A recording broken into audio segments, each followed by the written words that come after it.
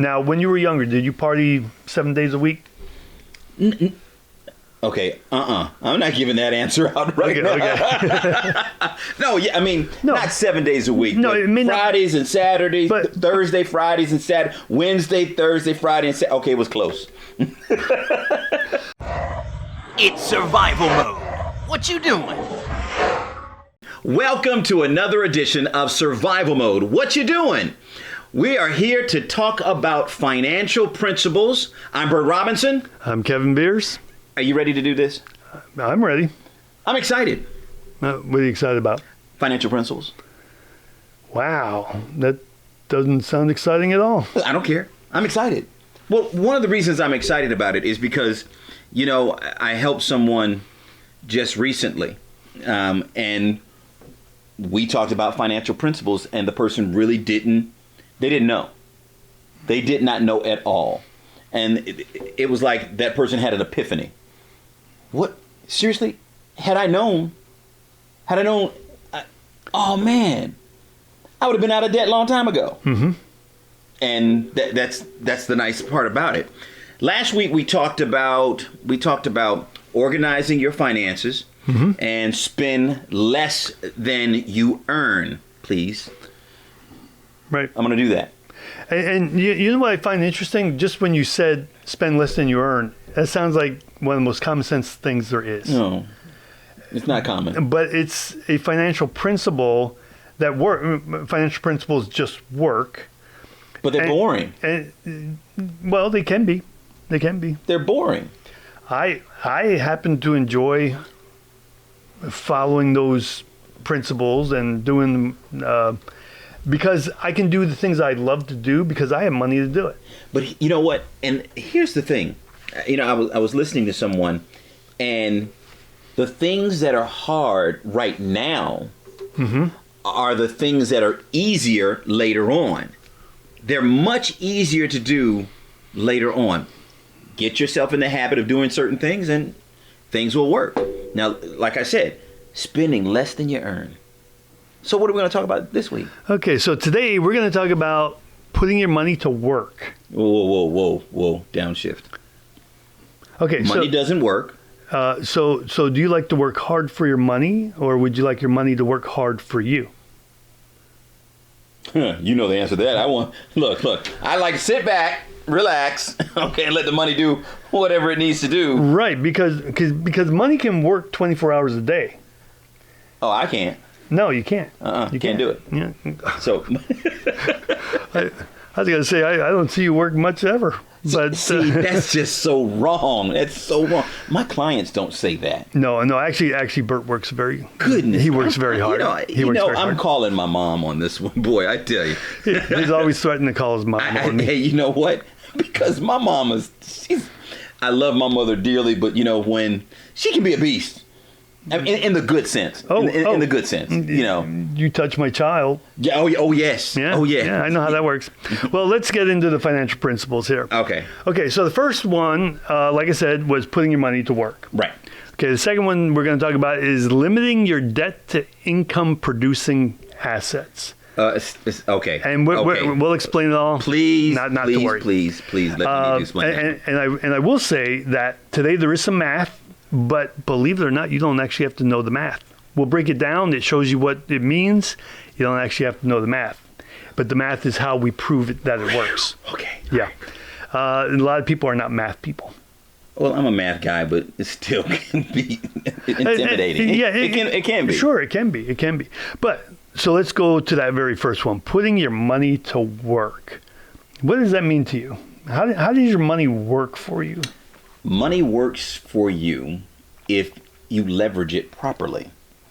Okay. Okay. I guess I'm okay. I'm taking some of this money that I have, and I'm putting it somewhere where it can work. It can gain a better interest.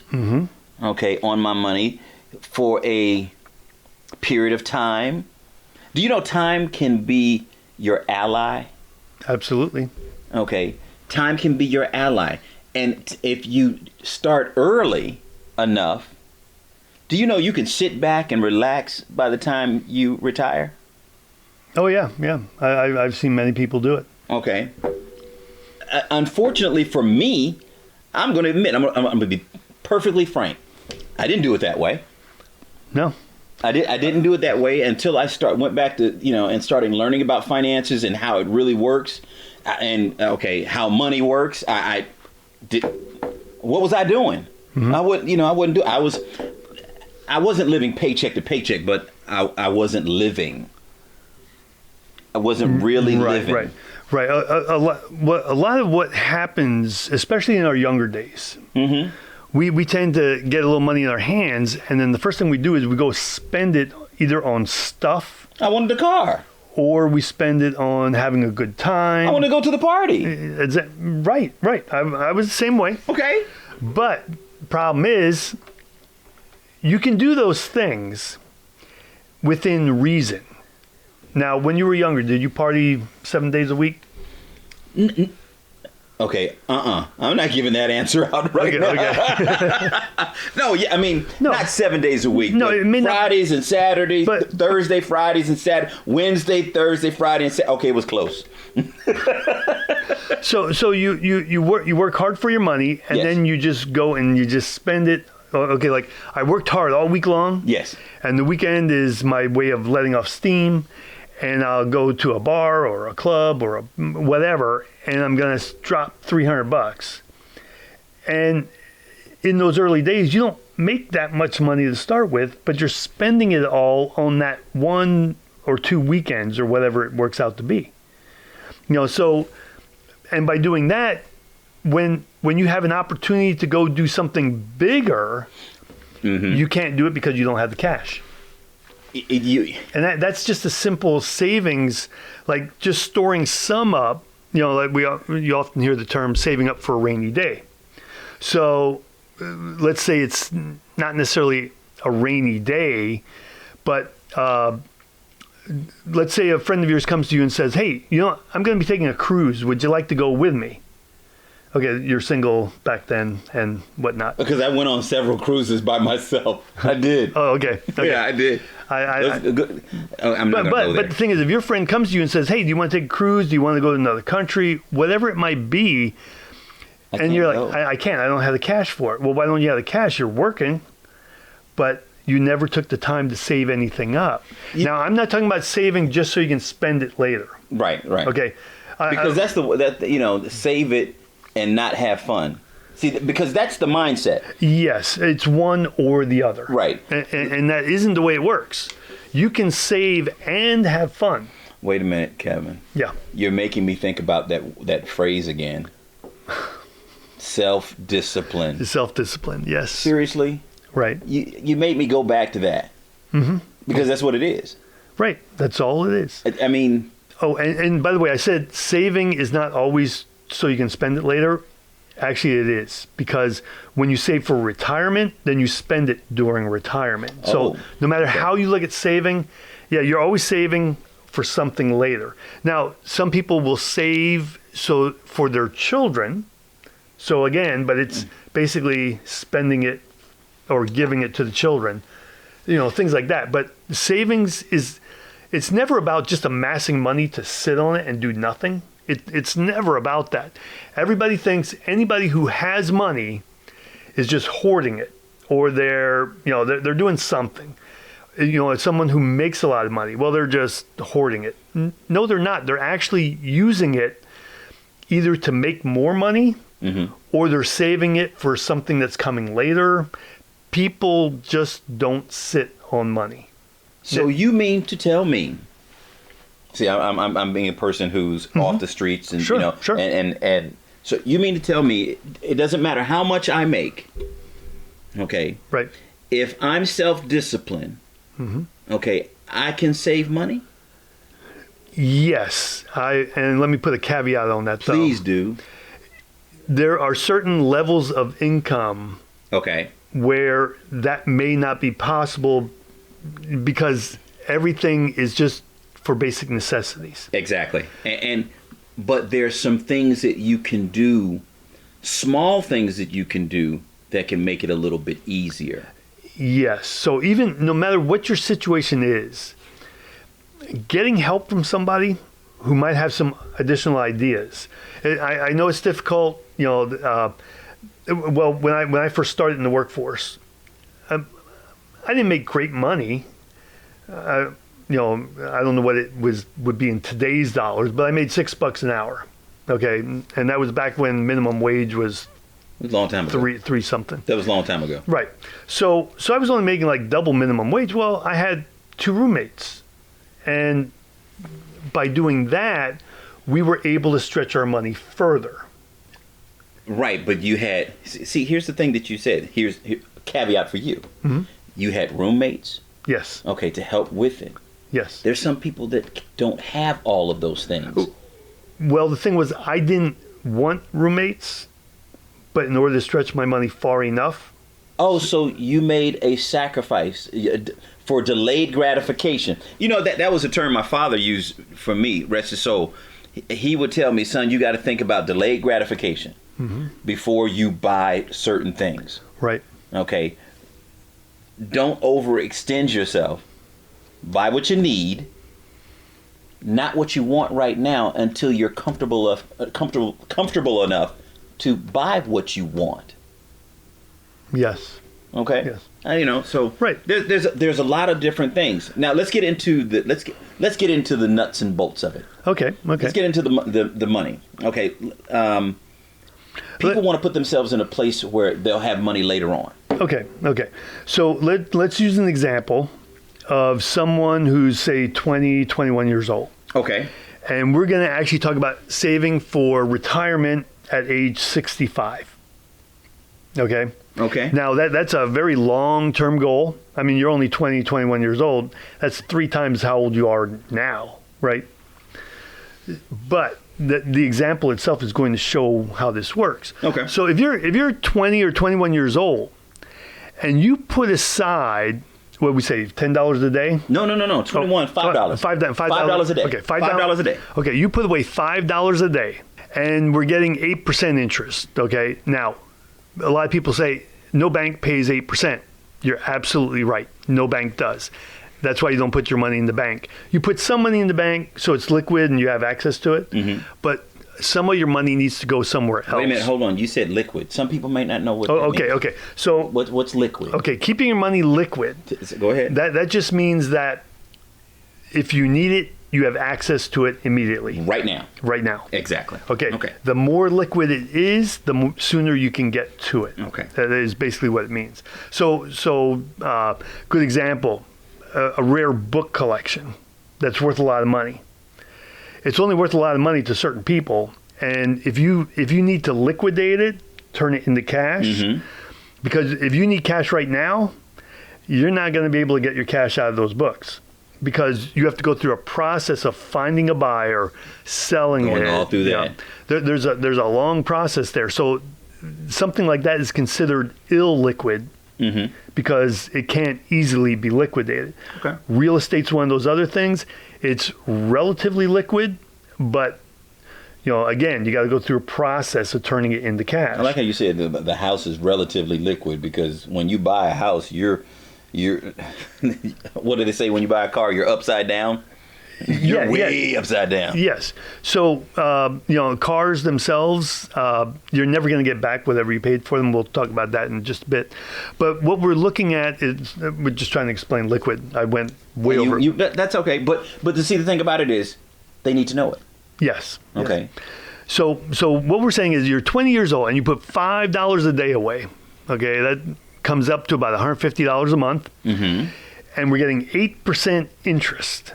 Okay, and we're going to keep it 8% steady over all the examples. Right. And we're 44 to 45 years away from retirement, if 65 is that magic number. After saving $5 a day, and we compound annually, this is how we're going to do it. This is apples to apples all the way through. We're going to end up with about $642,000. Whoa. Yeah. And that's just $5 a day. So you mean to tell me, and here's the funny thing, people don't believe that. So you mean to tell me if I have $5 a day, mm-hmm. which is about $150 a month, That's about 1,800 a year for 44 years. Right. At 8%, I can end up with, let me do the math here, calculating $642,509. Yeah, is that what I wrote down there? No, that's what I wrote down right Okay. here. Let me have my fun. Okay. Okay. So yes, because that compounding Interest. interest is working to your benefit. This is how your money is working for you. You're setting money aside, and what's the total amount over 44 years? It's something like $88,000 or something. 8,000. No, 80. 80,000. It's around $80,000. So you set aside $80,000 over 44 years, and you ended up with $642,000. Whoa. Now, let's say I'm in my 20s. I'm not going to do that. So I'm going to wait. Because in the 20s, you have an S on your chest. You don't think anything is going to happen to you. Everything is going to be fine. There's no issue, right? No, I'm just young and I have time. Oh, you've got time. I got time. I got plenty of time. Oh, okay. 60. You know how far 65 It's is? way down the road. Yeah, that's so far away. Okay. So I'm going to wait till I'm about 30. Okay. Seriously? Now, at age 30. Yeah. Let's go. Let's go with 30. Okay. So now I'm age 30 and I still want to get to that, let's say 642,000, thereabouts. I'm making a little extra money. I'm making more money. Mm-hmm. So, I can do a little something. Okay. Okay. Well, you know what you got to put away now? $10 a day. Oh, wait a minute. It doubled. It doubled in just 8, 9, 10 years. Okay. Something like that. Wait a minute. So you mean when I get in my 30s, I've got to put $300 away? Yes, $300 a month. Okay, $300 a month. It doubled from when you started out at 20, 21. So that means, okay, 30. Oh God, that's $300 a month. That's almost in some of these small. That's almost a car payment. Well, getting close, yeah. Okay, all right. Getting pretty close. Okay. Nowadays it's getting. Yeah, but you know what? Because I'm 30, well, I got married, I had a couple of kids, and I can't put $300 a month away. So I'm going to wait till I'm closer to 40. I'm just in awe right now. You're gonna wait. I'm going to wait. Yeah. Okay. I'm going to wait. I got to pay for kids. Okay, so.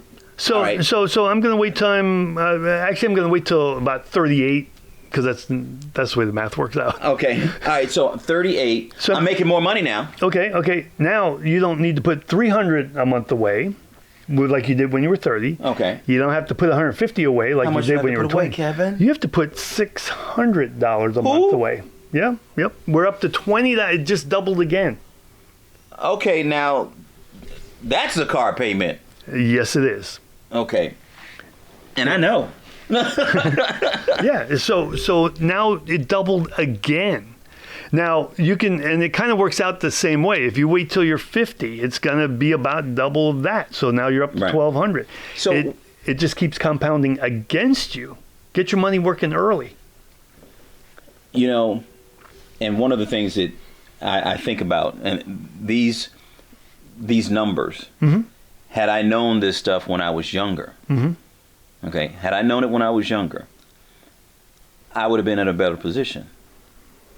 Yes. Okay, I would have been in a much better position. Yes. Now, yes, it's not the norm. It's not what you're thinking about doing. I wish my mother had told me about and my mother's good with finances. Okay. Is it possible that your mother did tell you, but you were too young to listen? I'm not answering that question on the grounds it's going to incriminate Oh, me. and by the way, I did want to point out, you know who says, if I knew now what I knew then? Old people. Anyway, let's move on. That was wrong. Yes, it was. But you know what? I will say you're absolutely right. See, when we're young, we think we know everything. Yes. Okay, shoot. I'm not worried about this. I'm good. Oh yeah. And I did the same thing.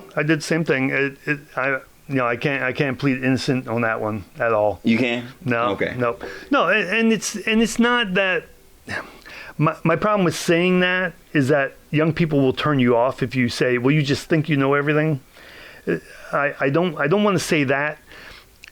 Yeah, maybe that's what's happening, but really, if younger folks would listen to that advice, and honestly, I think we go back every generation. Nobody ever listened to their parents. But at some point. you know what? They don't. But I had a conversation with my son, and he didn't listen to me, and he came back to me and he said, "I apologize," and I apologized to my mom. But luckily, my son said it earlier because he sees the difference. Okay, he sees the difference, and he says, "All right, Dad. Well, let's talk about my finances. What do I?" Right. I actually have my son as a client. Okay. Okay, as a client. You know what gives me hope these days is that I see more and more, especially the Gen Z people. A lot of them are saying, you know what, I want to get into investing. Now they don't know what that necessarily means fully, right? Because they're thinking the quick cash. They're thinking stock market, and stock market is one of those options, but there's tons of different options out there. But they're asking, and that gives me hope. Indeed, because they are listening to, they're listening to programs like this. They want to learn, and I'm so hopeful for that generation because I think they can turn things around. They can turn so many different things around, and they can be financially secure. Yes, with some of the decisions that they're making, right now. It's wonderful. I enjoy it. Let's talk. We talked about the Gen Z. Okay, what about our generation? What are we going to do? Okay, so let's give them some advice that we give to our clients. Yeah, because what we're talking about is starting young, and what if you're not young anymore, and now you're just learning it? Yeah, this gray. That's what we got. All this gray. Yeah, I'm starting to go gray too. So, a lot of people listen to something like this and it's like, well, I'm not young anymore, so all this advice is worthless. Well, Bert and I, we didn't listen to our parents. We blew it. We didn't start thinking about putting money away till we were in our 50s or whatever. And it wasn't too late. It is never too late. Exactly. That is the case. Right. It's never too late. It's always better. It's best case scenario, you started when you were 20. Worst case scenario, you never started. But somewhere in between there is you started no matter what age you were. You've done, a lot of people have done things with their 401k and things of that nature, and you can change it. You can change what you do. You have to talk to somebody. Talk to a financial professional. Let's get into, what type of things can, someone our age do? Well, that really depends on a lot of things. As soon as I asked the question, I was like, there are a lot of variables in there. Right. So really what we do with our clients is we sit down and we look at their entire situation. And from there we decide this will work best for you at this point. And because there's some things that look good on the outside, but once you get into the weeds of it, it will not work for you a certain way. We can talk about that all day, but we do have another principle that we got to get to here. Limit debt to income producing assets. Right. Basically, what that says, just quick definition here is, if you're going to have debt, at least don't put it into things that lose value. That's really what it says. Wait a minute. Whoa, downshift. Stuff that lose value. Speaking of downshifting, car. A car. Yes. As soon as you buy a car, you know the old thing. Well, it depreciates as soon as you drive it off the lot. Right. Which is true. That is true. So what can we do? Okay. Well, for one thing, not necessarily buy a brand new car. Buy used. Whoa. Now and think about that. But it's my car. I want to get a car. Right. Okay, I need a car. Yes. Do you need a new one? Really? Well, I'm single and I want to pick up girls.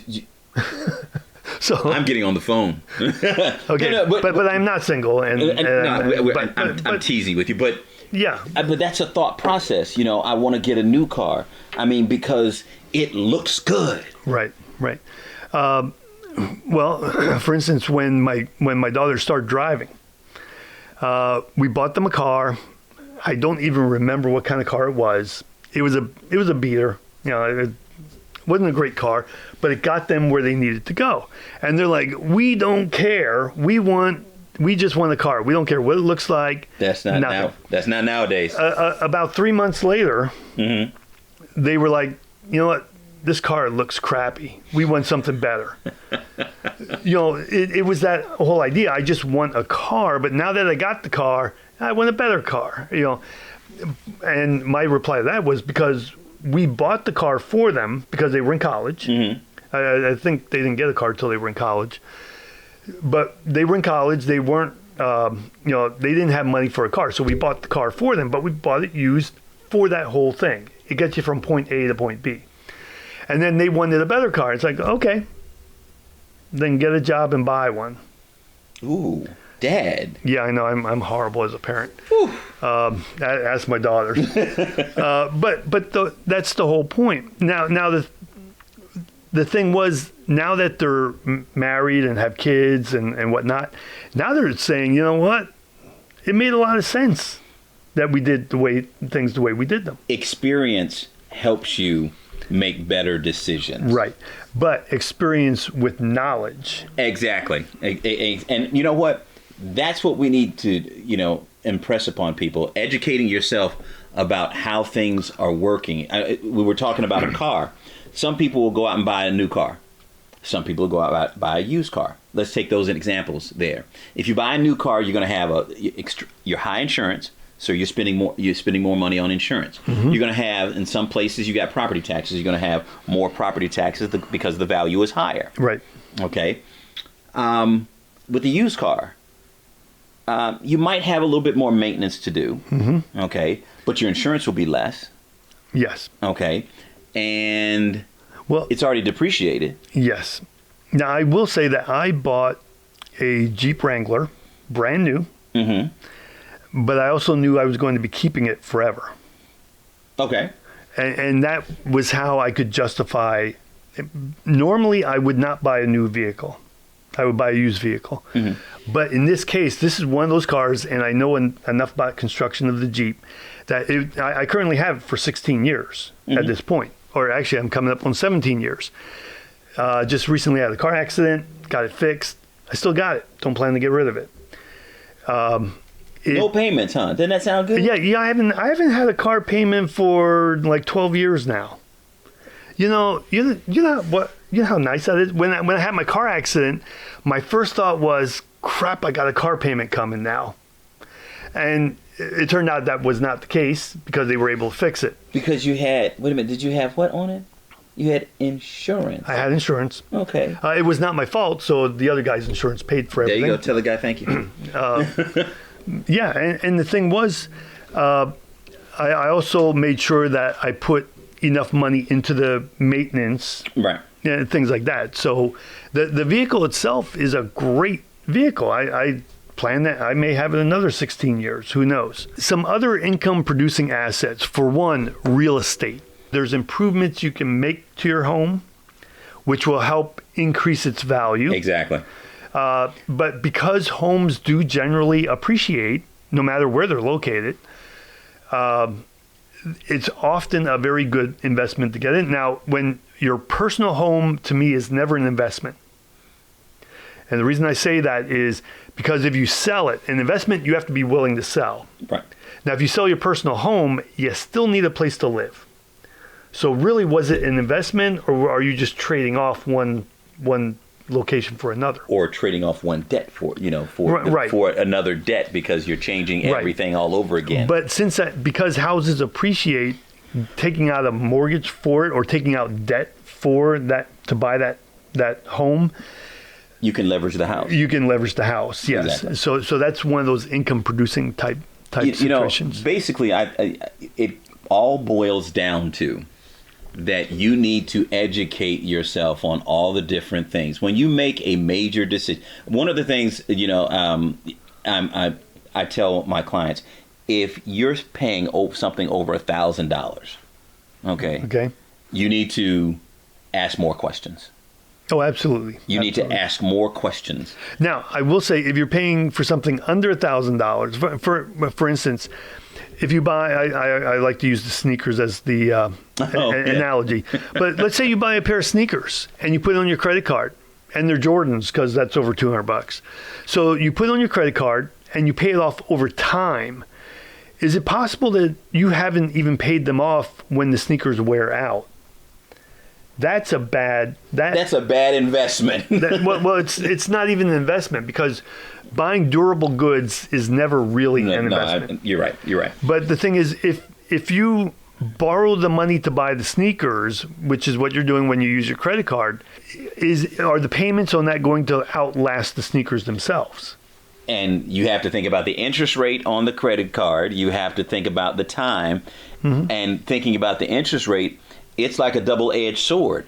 Okay, the more time that you leave it on that card, the more interest that you're going to pay. Right, and this comes down to cars, comes down to a lot of things. It kind of gets away from the topic, but if you know your car is going to break down at some point. Oh yes. So save money up to repair it. You know you're going to need sneakers at some point. Save money up to buy them. Delayed gratification. Right. Rather than party hard now, and then when you need something, you don't have the cash for it, so you got to borrow it through credit cards or whatever.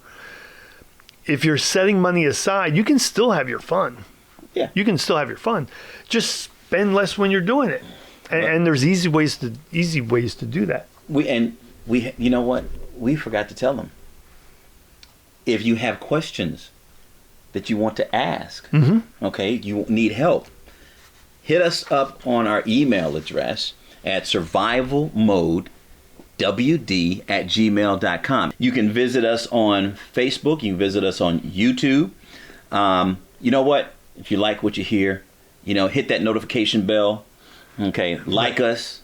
And, if you have topics that you want to know about, because we've got some topics coming up, taxes coming up. Speaking about houses, we've got a realtor coming on. I know this realtor. She's real good. Okay. And we've got other people, that will be able to talk to us and, give us more insight in their field. Right. And that's another thing. For instance, why would we have guests on the show if we're going to talk about all these things? Because we don't know everything. It's not everything is our expertise. When we talk about taxes, definitely when somebody else talking about that, even though I know a lot about taxes, Bert knows a lot about taxes, someone who actually deals in taxes from on a consistent basis, or even daily, right, that's the person you want to be talking to. We can give you some insights, but this is somebody that can really answer the question. We want to expose you to, when we talked about educating yourself, we want to give you the education, not just from us, but from other people. Right. In the industry. And believe it or not, those other people are going to educate us too. Amen to that. Right. Amen to that. Okay, so I believe that wraps up our show. We're going to be doing more next week because we're going to be talking about taxes. That's why we have the taxes person coming on. That's right. And it's tax season. So it's perfect timing. Do you have your taxes done? No, I do not. Okay, neither do I. Well, that's going to about wrap it up for this edition of Survival Mode. What you're doing, we don't want you to just survive. We want you to thrive. So check back with us next week with Survival Mode. I'm Bert Robinson. I'm Kevin Beers. You all have a nice week. Can't wait to talk to you again. Bye-bye now. It's survival mode. What you doing?